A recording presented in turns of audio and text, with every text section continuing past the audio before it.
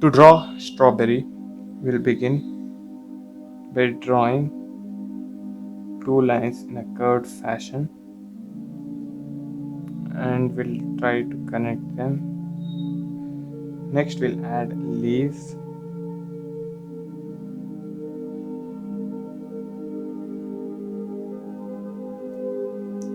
and we'll add a stalk. Then we'll add oval shape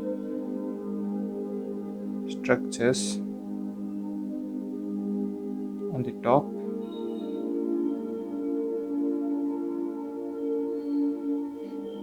This done, we start coloring.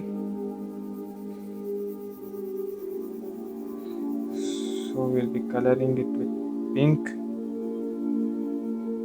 and after coloring it with pink, we'll give slight hint of red color. As you can see, it appears reddish pink in color. So that is what you need to get the effect. Then with this, we'll add green color, the stipules. That's how you draw straw.